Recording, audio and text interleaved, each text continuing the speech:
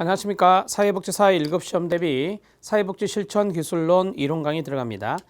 4영역이고요. 사회복지 실천 기술론은 실천론과 중복되는 부분이 없지 않아 있습니다. 그래서 여러분들 기출문제 풀다 보면은 실천론과 기술론을 같이 보았을 때 약간 중복되는 영역도 있다라고 말씀드릴 수 있겠습니다.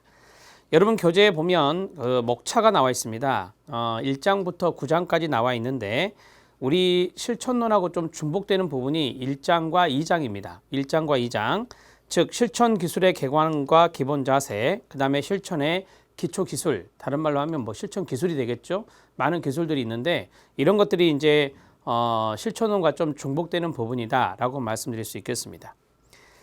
자, 그리고 이제 3장은 개인 대상 사회복지 실천 모델이 있고 4장은 기타 사회복지 실천 모델이 있습니다. 5장은 집단 대상 사회복지 실천의 개요와 모델이 있고요. 6장은 집단 사회복지 실천의 과정입니다. 자, 그리고 7장을 보니까 가족 대상 사회복지 실천의 개요 및 모델이 있고 여기까지가 이제 모델 문제입니다. 그러니까 개인 대상 모델과 집단 대상 모델과 가족 대상 모델 이런 것들이 이제 실천 기술론의 주를 차지하는 문제들이 되겠습니다. 자, 그리고 8장은 거의 시험에 출제되지 않습니다. 거시적 실천이라고 하는 부분이 있죠. 지역사회복지 실천과 연관성이 있는데 이것은 이제 우리가 5영역 지역사회복지론에서 다루게 됩니다. 그 다음에 9장은 사회복지 실천 기록 기술이 있죠. 기록과 연관된 것인데 이것도 이제 실천론에서 나오기도 합니다. 간혹. 그래서 이것도 약간 실천론과 중복되는 부분이다라고 보시면 되겠습니다. 이 기록 기술은 실천 기술론에 훨씬 더 구체적으로 서술해 두었습니다. 자, 목차를 보았고요. 우리가 이제 실천 기술론 문제를 보시면 아시겠지만, 기출 문제를 보시면 아시겠지만, 실천론보다는 좀 더 어렵다라고 보시면 됩니다. 많은 모델들이 있는데 그 모델들을 정리하지 않으면 실천 기술론은 많은 득점을 올리기가 쉽지 않습니다. 그래서 정말 여러 가지 모델이 있는데 그 모델의 학자부터 시작해서 그 모델의 목적은 무엇이냐, 그리고 그 모델에서 중심적으로 보고자 하는 것, 즉 저는 이제 키워드를 하는데 핵심 용어가 어떤 것이냐 이런 것들을 잘 파악하는 것이 가장 중요합니다. 자, 1장 들어갑니다. 1장은 좀 워밍업이다라고 보시면 되겠어요. 워밍업이다. 실천론에 있는 내용들을 조금 더 상기하면서 공부하시면 될 것 같습니다. 사회복지 실천 기술의 개관 및 기본 자세 보겠습니다. 제1절에 보니까 사회복지 실천 기술 개관해서 1번은 제스트로가 이야기한 사회복지 실천의 목적이 나와 있습니다. 클라이언트의 문제 해결이나 처리 능력 또는 해결 대처 능력을 향상시키는 데 원조하는 것이고요. 클라이언트에게 자원이나 서비스, 기회를 제공하는 체계들과 연결하는 데 원조하는 것입니다. 자, 쉽게 말하면 클라이언트와 자원을 연결하는 것이다 라고 보시면 되겠고요. 세 번째는 연결된 체계들을 효과적이고 인도적으로 운영할 필요가 있겠죠. 그 다음에 사회정책의 개발과 개선에 공헌한다. 네 번째 제가 밑줄 쳐놓은 이유는 뭐냐면 이것을 제외하시면 안 됩니다. 사회복지 실천의 목적에는 사회복지 정책, 여기는 사회정책이라 나와 있는데요. 사회복지 정책이나 사회정책을 더욱더 개선하고 그 다음에 개발하는 데 그 목적이 있는 것입니다. 자, 두 번째, 사회복지 실천 목적을 달성하기 위한 사회복지사의 역할입니다. 사회복지사의 역할에 가로쳐 주시기 바랍니다. 자, 1번을 보니까 클라이언트의 문제 해결 및 문제 처리 능력 향상 등의 자원을 더 효과적으로 이용할 수 있도록 도와주어야 할 것입니다. 클라이언트와 자원 체계들 사이의 상호작용을 촉진시켜야 되겠죠. 새로운 관계를 수정하고 정립해 나가야 됩니다. 그러니까 사회복지사의 역할은 클라이언트에게만 있는 게 아니라 클라이언트 주변에 있는 많은 자원들에게까지 그 영향력을 끼쳐야 된다는 겁니다. 사회정책 개발과 개선에 기여하고요. 물질적 자원의 분배에 관여합니다. 사회통제 매개인 역할을 수행할 수 있는데 우리가 이제 교정사회사업 분야에서 일하는 교정사회복지사 분들이 있습니다. 정신보건 또는 정신건강사회복지 영역에 정신건강사회복지사 분들이 계십니다. 자, 이러한 영역에서 사회통제상 필요하다면 사회복지사들의 통제 매개 역할을 할 수 있다라고 하는 것이죠. 자, 우리가 이제 교정사회복지나 정신건강사회복지나 사회통제적인 측면 이런 것들이 분명히 존재할 수 있거든요. 그래서 사회통제의 매개인 역할, 그런 역할을 사회복지사가 할 수도 있다라고 보시면 되겠습니다. 사회복지 실천 기술의 정의입니다. 3번 별표 쳐주시기 바랍니다. 왜냐하면 우리는 기술론 파트로 들어왔기 때문에 사회복지 실천 기술이 중요해졌습니다. 자, 첫 번째 사회복지 실천의 지식, 가치, 윤리, 책임으로부터 끊어주세요. 기술을 전개하는 것입니다. 우리가 공감기술, 감정이입 기술이 있습니다. 그것을 활용하려면요, 쓰려면 지식이 있어야 됩니다. 그리고 그 클라이언트의 마음을 정말 읽고자 하는 그러한 가치관이나 신념도 필요합니다. 그리고 기술을 쓸 때는 항상 윤리성을 고려해서 쓰는 게 좋고요. 헌신하고 책임을 다하는 마음으로 기술을 활용하는 것이 필요하겠죠. 두 번째, 사회복지사에 필요한 핵심적인 자질과 일치해야 될 것입니다. 핵심적인 자질이라는 말이 있습니다. 그 자질과 기술이 일치해야 그 기술을 잘 활용할 수 있기 때문이죠. 그 다음에 전문적 통합성의 특징을 반영하며 그 다음 가로 통합적인 접근법을 활용한다. 가로 닫고요. 자, 통합적인 접근법을 우리가 실천론에서 배웠는데요. 다양한 기술을 활용한다는 겁니다. 그 다음에 실천 과정의 상황을 고려할 때 끊으세요. 사회복지 실천 목적과 일치해야 합니다. 사회복지 실천 목적을 벗어난 기술을 활용해서는 안 된다는 것을 말하는 겁니다. 자, 3번 이해되시죠? 어려운 부분 없습니다. 그 다음에 네 번째, 사회복지사의 개입 수준과 사회복지사의 역할인데요. 마일리라는 학자가 이야기한 건데 실천론에서 보았습니다. 미시적 수준, 중범위 수준, 거시적 수준, 전문가 차원의 개입이 있는데요. 자, 미시 수준은 거기 나온 대로 개별 클라이언트 차원에서 문제를 해결하는 것을 우리가 미시라고 합니다. 그럼 미시적 수준에서의 사회복지사 역할은 조력자, 중개자, 옹호자, 교사 이런 것들이 있습니다. 중범위 수준에서는 소규모의 조직 또는 팀, 공식적인 소집단만 동그라미, 소집단 문제 해결을 위한 개입이 중범위라고 합니다. 여기에는 촉진자와 중재자와 훈련자가 있습니다. 그 다음에 거시적 수준입니다. 지역사회 그리고 더 큰 체계인 사회의 문제 해결을 위한 개입인데요. 지역사회 동그라미, 사회에 동그라미 치면 되겠죠. 계획가나 행동가나 현장 개입가가 거시적 수준이 되겠습니다.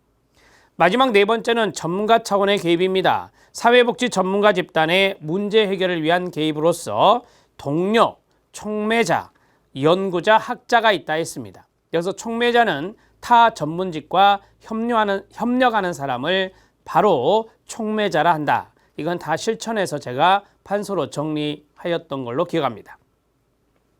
5번 별표 2개 쳐주시기 바랍니다. 우리 시험은 항상 어떻게 출제가 된다 했죠? 각각의 역할에 대한 개념 또는 사례가 출제된다라고 했습니다. 그래서 5번은 중요합니다. 조력자 별표, 중개자 별표, 옹호자 별표, 교사 별표, 그 다음에 6번 중재자 별표, 10번 현장 개입가 별표, 그 다음에 11번, 2번 촉매자 별표입니다. 자, 앞으로 넘기셔서요. 우리는 이거 다 그림으로 공부했었죠. 제가 그림으로 판서해 드렸습니다. 복습한다라고 생각하시면 됩니다. 조력자의 동의어가 뭐죠? 조성자입니다. 조성자 써주시고요. 조력자는 클라이언트가 스스로 서비스 자원을 사용할 수 있도록 가로 능력을 향상시키고 이를 활용할 수 있도록 원조하는 겁니다. 가로 닫고요.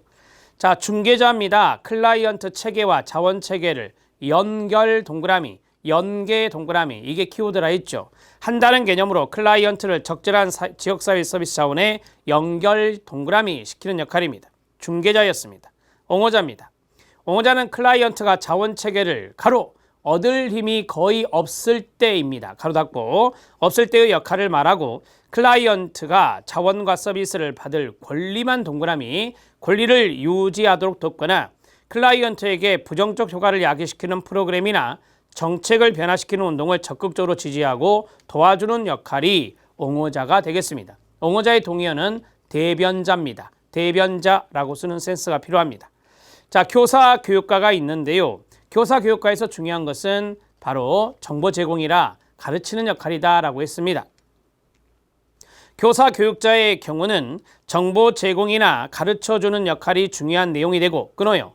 개별 클라이언트 차원에서 사회적 기능이나 문제 해결 능력을 향상시키는 데 도움이 되는 적절한 정보 동그라미, 제공 동그라미, 정보를 제공하며 적응 기술을 익히도록 클라이언트를 가르치는 동그라미 역할을 교사, 교육자라고 말합니다.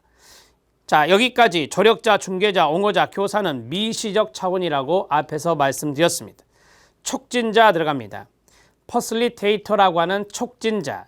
촉진자는 기관 또는 조직의 차원에서 조직의 기능이나 상호작용과 직원들 간의 협조나 지지, 정보 교환을 촉진시키며 조직 간의 연결망을 강화시키는 역할이다. 제가 그랬죠. 촉진 강화 이렇게 외우라겠어요. 강화 촉진자 이렇게 외우셔도 되고요. 강화에 동그라미 쳐주시기 바랍니다. 촉진자의 개념에는 강화가 등장한다. 그래서 조직 연결망을 강화하는 것, 집단의 역동성을 강화하는 것 이런 것들이 바로 촉진자가 되겠습니다. 중재자입니다. 중재자는 핵심적인 용어가 갈등과 중립입니다. 갈등 동그라미, 중립 동그라미. 기관이나 조직 차원에서 공동의 목표나 문제 해결을 위해 기관 간 또는 기관 내 의사소통의 갈등이나 의견 차이를 조정 및 협상과 타협을 위해서 사회복지사가 거기서부터 가로 사회복지사가 중립적 입장에서 갈등을 해결하는 역할이다. 가로 닫고 이러한 것들이 나오면 중재자, 메디에이터가 되겠습니다.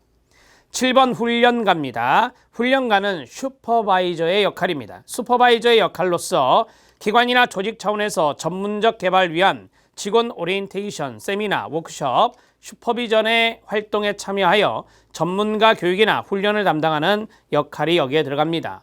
전문가 교육이나 훈련을 담당하는 역할에 가로쳐 주시기 바랍니다. 트레이너, 훈련가가 되겠습니다. 이상 촉진자, 중재자, 훈련가는 중범위 수준에서의 사회복지사 역할입니다. 자, 8번 계획가 들어갑니다. 계획가는 플래너락에서 기획가라고도 합니다. 계획가는 정책 또는 프로그램을 계획하고 계획의 동그라미, 수립하는 역할로서 정책적 또는 거시적 차원에서 지역사회나 사회 구조에 관심을 갖고 주민 전체의 욕구를 파악하고 지역사회 성원들이 필요로 하는 서비스 개발 및 기존의 서비스를 개선하는 데 필요한 목표나 정책 또는 프로그램을 계획하는 역할이 됩니다. 자, 계획가 오른쪽에 쓰세요. 사회계획 모델입니다. 사회계획 모델이라고 로스만이 이야기한 모델인데요. 이거는 지역사회복지론에 나올 겁니다. 사회계획 모델 상 사회복지사 역할입니다. 사회계획 모델상 사회복지사 역할을 계획가로 보시면 됩니다. 행동가가 있습니다. 행동가 오른쪽에 줄 긋고 사회행동 모델이 있습니다. 사회행동 모델, 사회행동 모델상 사회복지사 역할이 되겠습니다. 그게 바로 행동가가 있습니다. 행동가는 지역사회 수준의 사회행동 모형 가로 묶어주세요. 사회행동 모형에서 이루어지는 적극적이며 급진적인 역할의 밑줄, 적극적이고 급진적인 역할을 행동가라고 합니다. 지역사회나 거시적 차원에서 클라이언트의 이익과 권리를 침해하는 가로 사회 불평등이나 문제점을 인식하고 사회 정의와 평등에 관심을 갖고 소외된 집단의 힘과 자원 확보를 위한 제도적 변화와 개인의 욕구 충족을 위한 서비스 환경 조성에 있어 행동 중심의 적극적인 역할이다. 가로 닫고요. 자, 우리는 행동가가 사회행동 모델상의 사회복지사 역할을 했는데 여기에서 집단 행동에 동참이라고 써보시면 됩니다. 집단 행동에 동참했다. 더 쉽게 할까요? 시위에 참여하는 역할입니다. 그것을 우리는 행동가라고 하죠. 행동가는 가장 적극적인 역할이고 급진적인 역할입니다. 현장 개입가입니다. 영어로 아웃리치 워커 또는 아웃리처라고 합니다. 현장 개입가는 클라이언트를 기다리는 개념이 아니라 가로 열고 사회복지사가 직접 클라이언트를 찾아 나서는 활동 가로 닫고 지역사회나 거시적인 차원에서 서비스를 필요하는 개인들을 파악하고 클라이언트가 적절한 서비스를 찾을 수 있도록 원조하는 역할입니다. 이상 계획과 행동과 현장 개입과는 거시 수준에서의 사회복지사 역할입니다. 전문가 집단의 차원의 동료와 촉매자와 연구자, 학자가 있다 했습니다. 동료는 사회사업 실무나 전문직의 발전을 위한 전문가로서 윤리를 지키고 전문가 조직의 참여를 통해 동료 간의 지지를 제공하는 역할이 되겠습니다. 촉매자는 보다 효과적인 서비스 전달 체계 발전 및 강화를 위한 활동으로서 가로 타 전문직의 협조 가로 닫고 타 전문직의 협조를 구하며 전문가 조직을 통한 국가적 국제적 활동을 수행하는 역할을 말합니다. 연구자, 학자입니다. 연구자, 학자는 연구 주제에 관한 문헌 조사나 자신의 실무에 대한 평가, 그리고 프로그램 분석, 욕구조사 등으로 전문직 이론의 발전, 사회사업 실무나 프로그램을 향상시키는 역할이 연구자, 학자가 되겠습니다. 자, 여기까지 해서 이제 앞에서 했던 내용들 쭉 다시 한 번 더 가볍게 반복해 드렸습니다. 제2절 들어갑니다. 제2절도 마찬가지입니다. 전문적 원조관계와 전문적 가치윤리, 우리는 실천론에서 가치와 윤리를 배웠고 전문적 관계, 관계론의 원칙까지 다 배웠습니다. 전문적 원조관계 보겠습니다. 전문적 원조관계 형성의 중요성 상당히 중요하죠. 전문적 원조관계를 통해서 사회복지사와 클라이언트는 상호 합의된 목표를 성취하기 노력해야 되고요. 사회복지사와 클라이언트는 가로 협력적 관계 가로 닫고 이거를 영어로 파트너십이라고 합니다. 협력적 관계를 형성해 나갈 필요가 있습니다.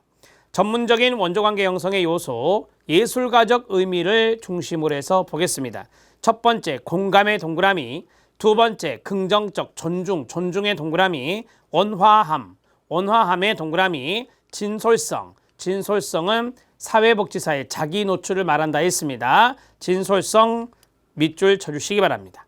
이런 것들이 다 예술가적 의미의 기술들입니다. 공감은 감정이입이라 이렇게 말씀드렸는데요. 공감의 바탕을 둔 의사소통을 보겠습니다. 사회복지사가 클라이언트와 공유하는 감정과 지각을 클라이언트에게 적절히 정서적으로 반응하는 것을 말합니다. 정서적 반응의 밑줄, 이걸 공감이라 하죠. 긍정적 존중입니다. 클라이언트가 현재 갖고 있는 모든 면을 긍정적인 시각으로 보면서 가로 조건 없이 가로 닫고 존중하는 태도를 말합니다. 이거를 우리가 무조건적 긍정적 존중이라 하죠. 자, 그 다음에 원함입니다. 사회복지사가 클라이언트에게 나타내는 다정하고 편안한 태도를 말합니다. 진솔성입니다. 사회복지사가 클라이언트에게 진실성 있게 대할 때 끊어요. 클라이언트는 사회복지사와 신뢰관계를 형성하고 이를 바탕으로 전문적이고 효율적인 원조관계를 형성할 수가 있습니다.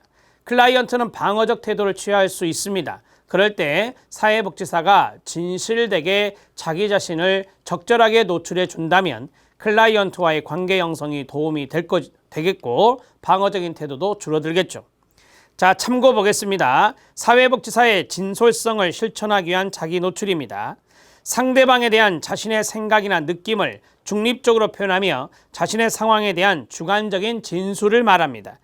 자, 2번 사회복지사가 클라이언트와의 분명한 경계선을 유지할 때 유용한 점입니다. 분명한 경계선에 가로 묶어주시고 유용한 점에 밑줄 쳐주시기 바랍니다. 분명한 경계선을 두는 게 좋다라고 하는 건데요. 사회복지사는 자신의 역할, 임무, 책임을 분명하게 규정하여 그 이외의 영역에 관여하지 않습니다. 사회복지사는 시간과 자원을 효율적으로 활용할 수 있고 클라이언트에 대한 실질적인 배려를 공식화하여 실천의 목적과 계약을 분명히 할 수 있습니다. 그래서 클라이언트와 분명한 경계선을 유지하는 것이 바람직하다 이 말입니다. 자, 1번과 2번 중에서 1번이 중요합니다. 반가로 1번. 진솔성을 실천하기 위한 자기 노출, 이게 시험에 출제된 걸로 기억하고 있습니다. 자, 2번입니다. 사회복지사의 전문적인 가치의 동그라미요. 가치는 신념, 믿음이라고 했습니다. 가치의 의미는 밑줄 쫙 그으면서 같이 읽어요. 시작. 바람직한 것은 무엇인가? 선호하는 것을 의미하는 것이 가치이며 지식은 알려진 것 또는 알 수 있는 것을 의미하며 윤리는 옳고 그름을 말합니다. 여기서 가장 중요한 것이 바로 가치와 윤리이거든요. 그래서 가치에 동그라미 쳐주시고 윤리에 동그라미 치면 됩니다. 옳고 그름은 윤리고 바람직한 것은 무엇인가, 선호하는 것은 무엇인가, 이러한 것들이 바로 가치입니다. 자, 2번 들어갑니다.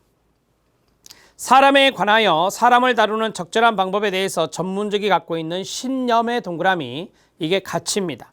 사회사업 전문직은 지식이나 개입 방법만으로 충족될 수 없으며 전문직으로서의 뚜렷한 가치나 신념이 선행되어야 합니다. 4번 별표, 사회복지 실천의 본질적 3대 요소가 있습니다. 우린 실천론에서 했고요. 윤리가 들어가면 안 됩니다. 윤리 X입니다. 가치, 지식, 기술입니다. 사회복지 실천의 3대 요소는 사회복지 전문직의 가치의 동그라미 1, 그 다음에 전문적 활동에 필요한 지식, 지식의 동그라미 2, 그 다음에 가치와 지식을 현장에 옮기는 과정에서 필요한 기술, 동그라미 3입니다. 그래서 가치, 지식, 기술이 3대 요소다. 윤리는 포함되지 않습니다. 2번 들어갑니다. 사회복지사의 의사결정에 있어 가치의 중요성입니다. 사회복지사와 그가 진행하는 프로그램 등은 기관의 목적을 달성하기 위해 만들어진 것입니다. 기관의 성격에 따라서 사회복지사의 의사결정이나 행동이 달라질 수 있습니다. 서비스의 목적과 우선순위에 관한 사회복지사의 결정은 가치 선택을 반영하는데, 가치 선택은 전문가 훈련, 기관의 규범, 전문가의 역할, 사회복지사 개인의 선호도 등에 따라서 형성될 수 있습니다. 네 번째, 서비스 기관은 항상 시간과 자원이 부족하기 때문에 사회복지사는 시간과 자원을 적절히 배분해야 합니다. 경험에 기초한 사회복지 지식은 한계가 있습니다. 끊어요. 자, 실천에 필요한 이론이 상대적으로 부족하기 때문에 사회복지사는 이론 접근이나 양식을 적용 시 흔히 개인적인 가치 선호도에 의존할 수가 있습니다. 자, 여기에서 3번 정도 별표 쳐주시기 바랍니다. 자, 사회복지사의 윤리강령에 기능이 있습니다. 윤리강령과 윤리강령의 기능은 실천에서 배우셨는데요. 기능의 동그라미요. 자, 이해하십시오. 윤리강령은 어떠한 기능이 있는지. 윤리강령은 사회복지사가 스스로 자기를 규제한다. 자기 규제의 동그라미요. 사회복지의 전문성을 확보하고 외부의 규정으로부터 보호해주며 끊어요. 전문직의 사명이나 방법론과 관련된 규범 수립의 기준을 제시해 주는 것입니다. 자, 윤리강령은 법적 제재를 하는 게 아닙니다. 윤리강령을 위반한 사람에 대해서 윤리강령은 법적 제재를 가하는 것이 아니라 사회적 제재가 이루어지는 것이고요. 자, 밑줄 친데 별표 치세요. 자, 그 자리에 법적 제재, 우리 시험에 나온 게 이겁니다. 법적 제재는 없습니다. 법적 제재 X입니다. 2번, 사회복지 실천 현장에서 윤리적 갈등을 해결하는 지침과 원칙을 제공하는 것이고요. 세 번째, 사회복지사의 자기규제를 통해 클라이언트를 보호한다고 1번에서 말씀드렸습니다. 자, 네 번째입니다. 사회복지 윤리적 갈등, 윤리적 딜레마에 대해서 보겠습니다. 두 가지 이상의 도덕 원칙 또는 의무가 대안 선택의 과정에서 동등하게 유용하다고 여겨짐에 따라서 원칙들이 서로 충돌하는 상황에서 윤리적 갈등과 딜레마가 발생하는 겁니다. 이러한 실천 행동을 선택하는 것이 윤리적으로, 어떠한 실천 행동을 선택하는 것이 윤리적 옳은가를 판단하기 힘든 상태, 이걸 딜레마라고 하죠. 양가로 2번만 별표. 자, 윤리적 갈등이 발생할 수 있는 세 가지 범주가 있는데요. 첫 번째, 직접적인 개입 활동과 관련된 윤리적 갈등. 두 번째, 사회복지 정책 프로그램 차원의 갈등. 세 번째, 사회복지 조직체 및 동료 사회복지사에 관련된 윤리적 갈등이 있습니다. 이 대목은 참고하셔도 됩니다. 자, 직접적인 개입 활동을 보시죠.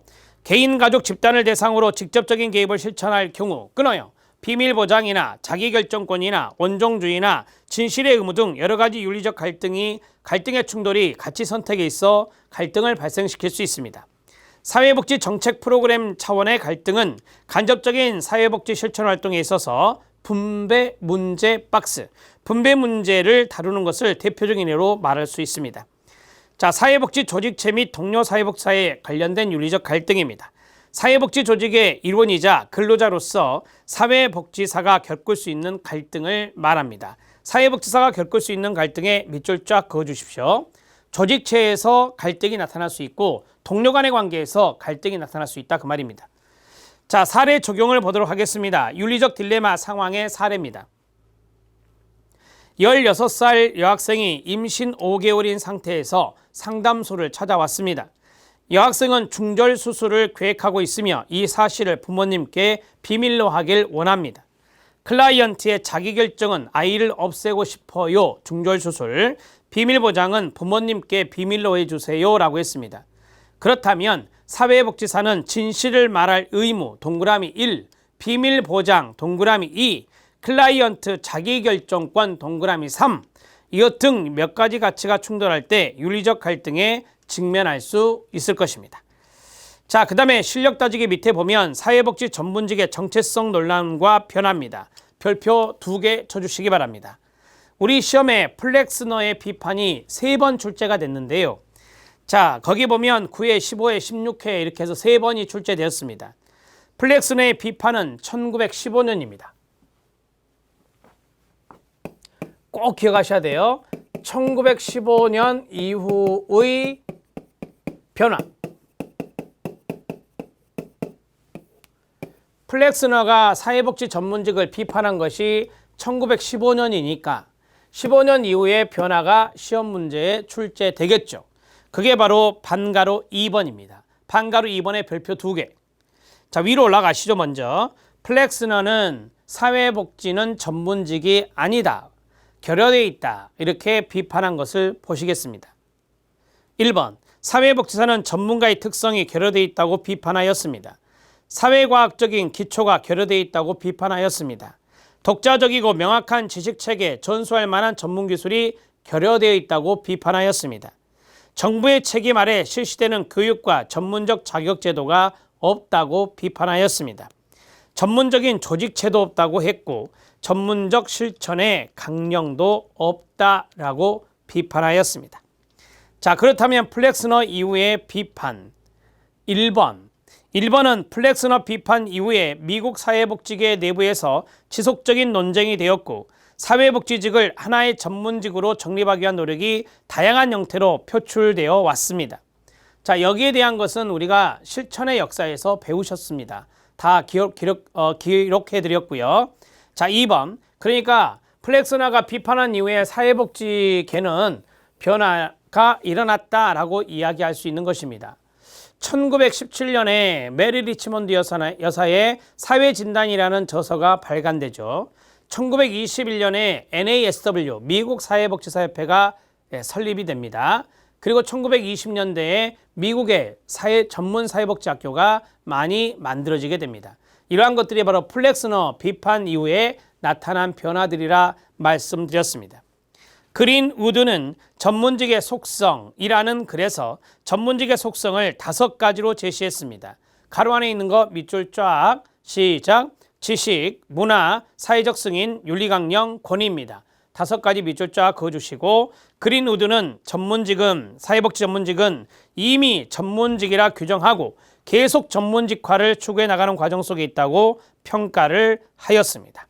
이 그린 우드의 전문직의 속성도 1957년이니까 1915년 이후의 변화라고 말할 수 있겠습니다. 자, 밑에 공간에 이걸 써주시기 바랍니다. 그린 우드 전문직 속성 지문 승강권 암기법입니다. 지식, 문화, 승인, 강령, 권위입니다. 자, 지, 문, 승, 강, 권. 동의어 들어갑니다. 이론, 인가, 인정. 이거는 윤리강령을 말합니다. 이거는 힘입니다. 자, 전문적인 지식, 전문직의 문화, 사회적 승인입니다. 사회적 인가, 사회적 인정, 윤리강령입니다. 그 다음에 전문직적인 권위, 힘입니다. 이렇게 해서 5가지를 제시했고, 자, 관념적 철학 X가 되겠습니다. 이렇게 정리하시죠. 자, 2절 내용을 마무리했습니다. 3절, 전문 사회복지사에게 필요한 핵심적인 자질입니다. 여기에 보시면 과학자로서의 자질과 예술가로서의 사회복지사가 나와 있습니다. 1번, 효과적인 사회복지사와 클라이언트의 관계를 보겠습니다. 사회복지사와 클라이언트가 서로를 신뢰하고 존중하는 경우 긍정적인 존중에 가로 묶어주시고, 클라이언트가 무엇을 기대하고 있으며 원조 과정에서 클라이언트가 어떻게 기여해야 하는지에 대한 분명히 듣는 경우 가로 적극적 경청. 3번, 사회복지사가 따뜻하고 진실하며 성실한 클라이언트 경험에 대해 공감을 표현하는 것, 사회복지사의 가로 적절한 정서적 관여 이퀄 공감입니다. 그 다음에 사회복지사가 원조 과정에서 클라이언트 삶에 있어 타인을 적극적으로 참여시키기 위해 노력하는 경우 가로 중요한 타자와의 상호작용 가로 닫고. 자, 이러한 것들이 바로 효과적인 관계를 맺는 것들이다 라고 보시면 됩니다. 제가 밑줄 쫙쫙 친 거 이런 것들만 보셔도 됩니다. 자, 2번, 사회복지 실천에 전문적인 기반이 있습니다. 과학자로서의 사회복지사, 지식이나 이론의 겸비 이렇게 나오면 과학자적 요소입니다. 중요한 단어는 지식 동그라미, 이론 동그라미. 자, 밑에 양가로 2번의 별표. 사회복지사에게 요구되는 과학적 지식이 있습니다. 과학적 지식에 가로 묶어주시고요.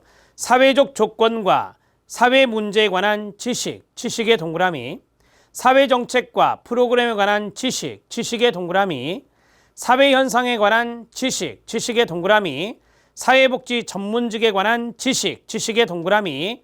사회복지 실천에 관한 지식, 지식의 동그라미. 지식 이퀄 이론입니다. 지식 자리에 이론이 들어가면 과학자적 요소다 이렇게 보시면 되겠습니다. 자, 예술가로서의 사회복지사를 보니까 여기에는 지식과 이론이 없습니다. 예술가로서의 사회복지사 오른쪽에다가 지식 X, 이론 X라고 쓰면 됩니다. 우리 시험은요, 과학자적인 사회복지사와 예술가적인 사회복지사를 구분하면 되는 거예요.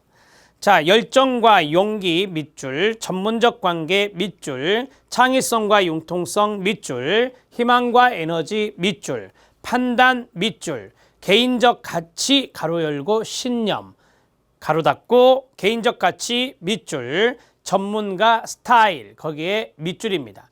전문가 스타일은 오른쪽에 의복 이런 것도 이게 들어갈 수 있겠죠. 말투 이런 것도 들어갈 수 있겠죠. 네, 의복이나 말투 이런 것들이 다 전문가적인 스타일에 의해서 나와야 한다라고 하는 것입니다.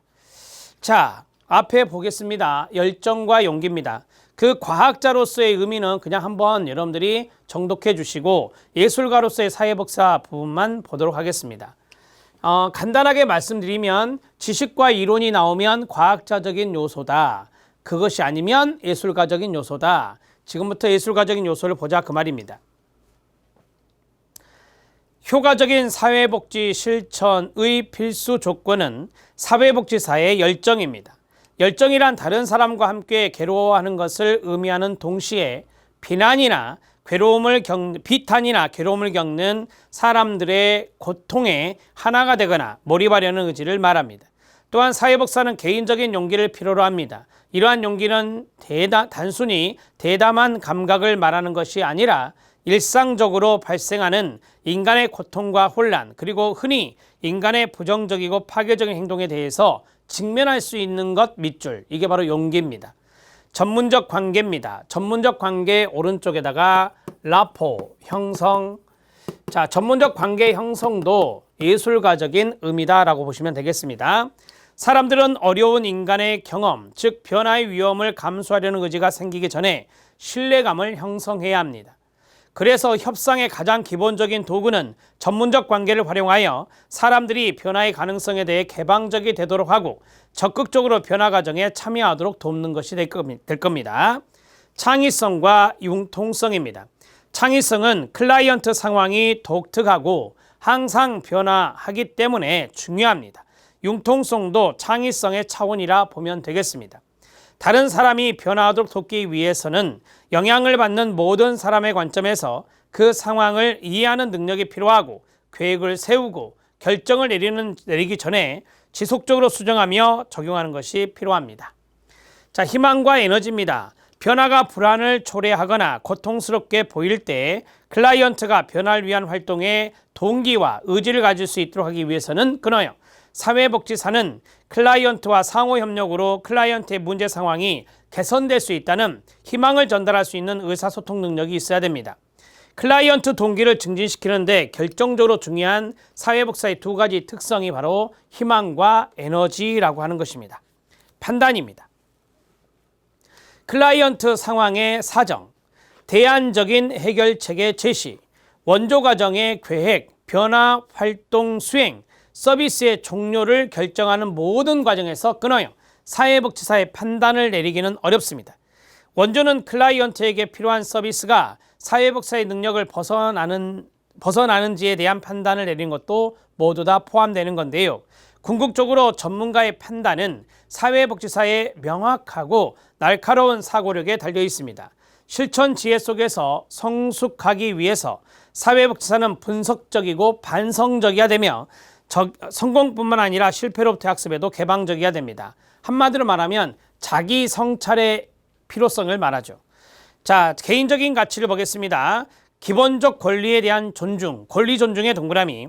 모든 인간은 생활상 목표를 달성하고 문제를 예방하거나 경감시키며 인간으로서 완전한 잠재력을 실현시키는 데 도움이 될 자원과 서비스에 대해 동등한 접근성을 가져야 합니다. 자, 사회적 책임감입니다. 가족, 교육, 정보, 그리고 사회복지와 같은 사회 제도는 끊어요. 인간의 욕구에 관해 인간적이고 반응적이어야 됩니다. 개인적 자유에 대한 헌신성입니다. 헌신의 동그라미. 사람들 사이에서는 상당한 편차가 있다는 것을 인식하고 사회는 그 성원들에게 사회적 통제를 최소화해야 됩니다. 자, 통제를 최소화한다는 것은 그만큼 자유를 주라 이 말입니다. 자기결정에 대한 지지입니다. 자기결정권 존중과 연관성이 있습니다. 사람들은 자기 자신이 선택할 권리를 가져야 하며 자신의 삶을 선택할 자유를 찾지 못한 사람들은 가능한 한 언제든지 선택할 수 있도록 능력을 고취해야 합니다. 전문가 스타일입니다. 스타일은 사회복지사가 클라이언트와 관계를 맺는 방법, 즉 사회복지사의 에너지, 창의성, 지혜, 그리고 판단뿐만 아니라 특정한 사회 이슈에 대한 그들의 열정과 헌신성에서 표현되는 겁니다. 또한 의복, 헤어스타일, 자세, 언어, 그리고 그들이 누구이고 자신과 타인에 관해 어떤 생각을 하고 있는지에 대한 메시지를 전달하는 여러 가지 선택과 행동을 통해서 표현할 수 있는 게 전문가 스타일이 되겠습니다. 자, 우리는 이제 두 가지 맨 아래 공간이 조금 있는데 거기다가 간단히 쓰고 또 보겠습니다. 우리가 이제 사회복지사가 있는데 과학자로서의 사회복지사가 있고 그 다음에 예술가로서의 사회복지사가 있다. 이 두 가지를 어떤 게 더 중요하다라고 비교하면 안 됩니다. 비교하면 틀림. 비교하면 틀림. 그러면 어떻게 하면 맞느냐? 바로 균형, 조화를 이루어야 된다. 조화, 이루어야 함. 그래야 맞는 내용이 된다 이 말입니다. 이 두 가지가 균형과 조화를 이루어야 된다라고 하는 건데 여기가 바로 지식적인 측면이다. 이론적인 측면이다 라고 했습니다. 자, 그러면 예술가적인 자질은 그 외에 이렇게 정리하면 된다 이 말입니다. 자, 지식과 이론이 나오면 과학자적인 요소다 이렇게 정리하시기 바랍니다. 자, 여러분들은 앞에 과학자적 의미의 사회복지사, 과학자로서의 사회복지사 그 부분을 꼭 정독하시되 지식이라는 단어를 착안하면서 읽어주셔야 됩니다. 자, 이제 기출 적용을 한번 보도록 하겠습니다. 정장 차림의 사회복지사는 길거리의 사람들과 신뢰관계를 형성하는 데 어려움이 있을 수 있습니다. 불황인을 위해서 필요한 서비스를 만드는 시의회를 설득하는 데는 정장 차림으로 가는 게 좋겠죠.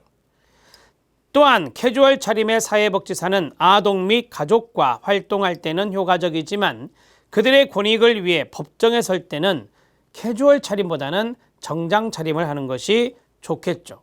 이렇게 잘 갖추어서 입는 것이, 상황에 맞게 입는 것이 바로 예술가적 자질의 전문가 스타일이라는 겁니다. 자, 정리가 되셨죠? 자, 팁이 여러 가지가 나왔는데요. 팁, 실력 따지기, 기출문제 확인 학습이 있는데 이 내용까지 쭉 말씀을 드리도록 하겠습니다. 그리고 수업을 마치죠. 자, 첫 번째 박스에 있는 팁은 참고라고 써주시면 됩니다. 웹허스의 실천 지식 기반입니다. 실천 지식의 기반은 1번이 인간 행동과 사회 환경이고 2번이 조사 및 연구입니다.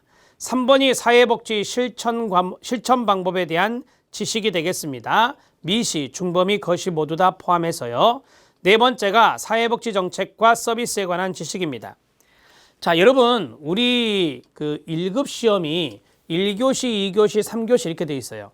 1교시가 기초 과목이죠. 기초 과목에 인행사가 있고 조사론이 있어요. 그게 바로 1번, 2번입니다. 그 다음에 2교시가 실천이죠. 3번이 실천이란 말이 있죠. 4번은 정책이잖아요. 그래서 이런 것들을 우리가 학교에서는, 대학교에서는 사전 과목 이수할 때 이 네 과목을 말해요. 인행사, 조사, 실천, 정책 이렇게 말하는데 웹허스가 말한 실천 지식의 기반도 이와 일맥상통합니다. 자, 그린우드 이야기는 앞에서 해드렸잖아요. 1957년 전문직의 속성이라는 글에서 그린우드는 전문직의 속성을 다음 5가지로 제시하고 있습니다.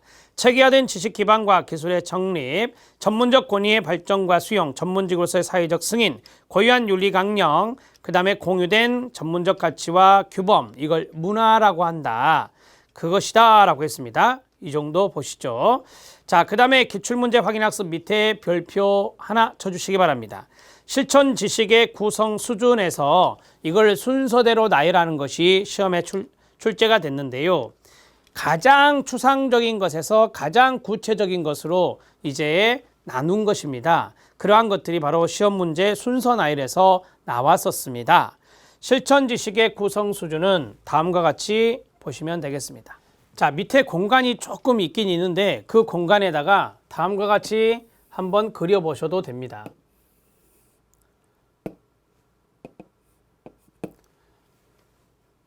제가 깔때기 모양을 한번 그려보겠습니다.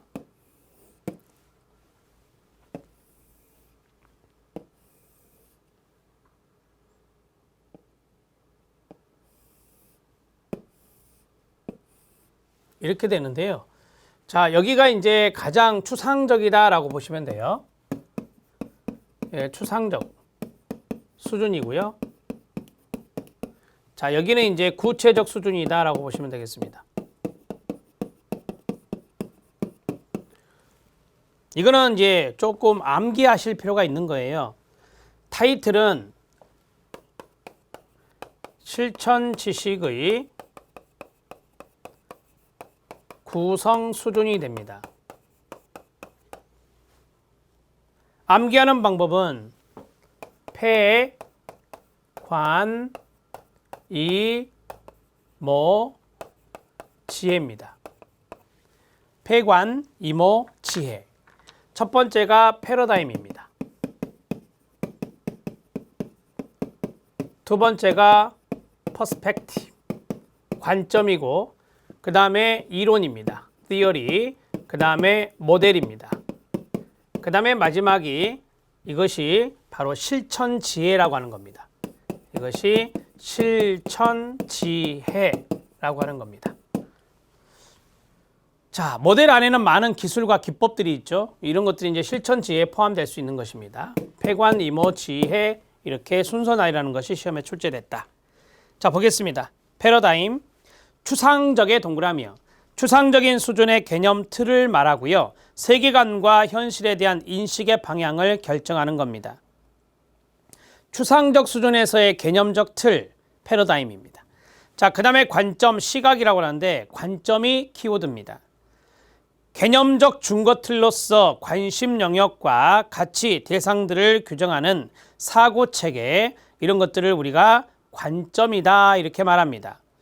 자, 여기에서 관심 영역과 가치, 대상들을 규정하는 사고체계란 말이죠. 거기에 가로 쳐주시기 바랍니다.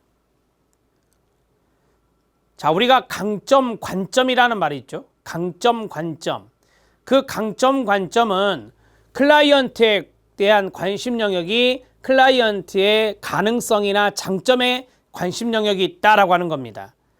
그리고 그러한 가치, 그 다음에 대상 이런 것들을 클라이언트의 장점에 포커스를 맞추겠다라고 하는 거예요. 그게 바로 관점이라고 하는 겁니다. 이론입니다. 특정 현상을 설명하기 위한 가설이나 개념, 의미의 집합체로서 끊어요. 현실을 구조화하고 객관화하는 과정 속에서 추상적 수준의 관점이 구체화된 것이다 라고 했어요. 관점의 구체화, 가로 묶어요.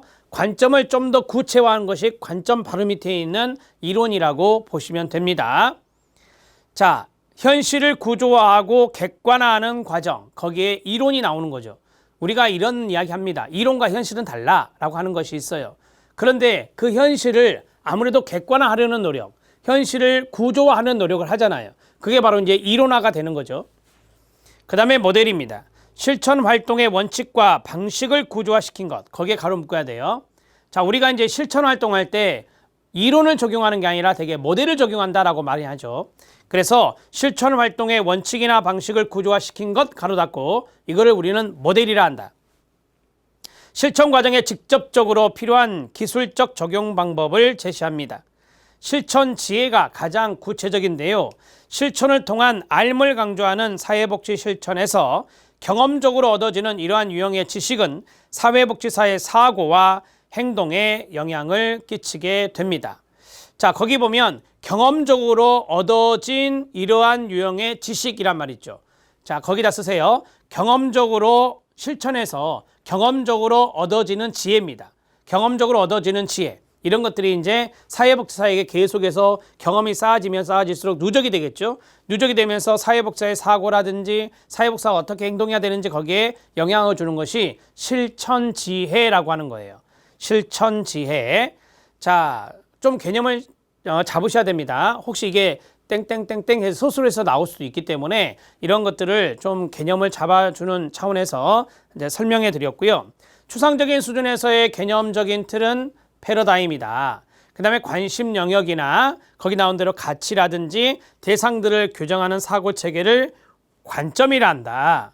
그 다음에 이론이라고 하는 것은 현실을 객관화하고 구조하는 과정, 그 과정에서 이 추상적인 수준의 관점이 좀 더 구체화된 거다. 그 다음에 모델은 우리가 이제 실천 방법에서 활용하는 거잖아요. 그래서 실천 활동의 원칙이나 방식을 구조화한 것이 바로 모델이다. 그 다음에 실천 지혜는 가장 구체적인 것으로서 사회복지사의 행동이나 사회복지사의 사고에 영향을 주는 것이다. 이거는 사회복지사가 실천을 하면서 얻어진 지혜를 말한다. 그래서 실천지혜, 이렇게 네 글자로 정리할 수 있습니다. 자, 다시 한 번 더 설명해 드렸습니다. 우리 시험에 처음 나왔던 것이고요. 최근에 출제가 됐습니다. 여기까지가 1장 내용이고 1강입니다. 다음 시간에는 실천 기술에 대해서 보겠습니다. 수고하셨습니다.